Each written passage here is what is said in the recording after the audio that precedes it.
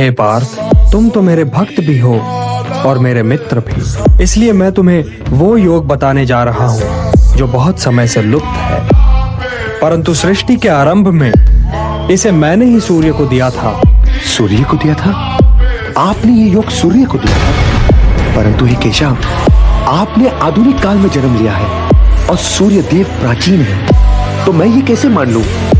हे परंतप, वैसे तो मैं अजन्मा हूँ, अविनाशी हूँ और समस्त प्राणियों का स्वामी हूँ, परंतु मैं अपनी प्रकृति को अधीन करके अपनी ही योग माया से प्रकट होता रहता हूँ। जब जब धर्म की हानि होती है तब तब मैं आता हूँ, जब जब अधर्म बढ़ता है तब तब मैं आता हूँ, धर्म की स्थापना के लिए मैं आता हूँ और युग युग में जन्म लेता हूँ। तो हे केशव, धर्म की हानि होती ही क्यों है? कि मनुष्य मोह के बंधन को नहीं तोड़ पाता, कि वो अपने स्वयं से नाता तोड़कर समाज से नाता नहीं जोड़ पाता। द्रौपदी वस्त्र हरण न हुआ होता।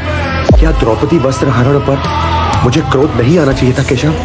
किंतु द्रौपदी वस्त्र हरण केवल तुम्हारी व्यक्तिगत समस्या नहीं है पार्थ। जो समाज इंद्रप्रस्थ की पटरानी महाराज द्रुपद की पुत्री और पांडवों की पत्नी द्रौपदी के वस्त्र हरण पर चुप रह गया, वो समाज भला किसी साधारण नारी के मान सम्मान की क्या रक्षा करे?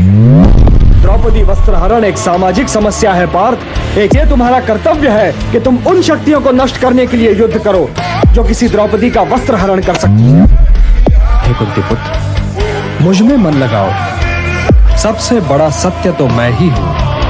मैं सब में हूँ पार्थ। मैं ही जगत का पिता भी हूँ, माता भी और पोषक भी। मैं ही सब का आधार हूँ पार्थ। मैं ही सब कुछ हूँ। न कोई मुझे प्रिय है और न ही अप्रिय, परंतु जो मुझे श्रद्धा से पूजते हैं मित्र, वे मुझ में हैं और मैं उनमें। किंतु हे परमेश्वर, मैं आपके ईश्वरीय रूप के दर्शन करना चाहता हूँ।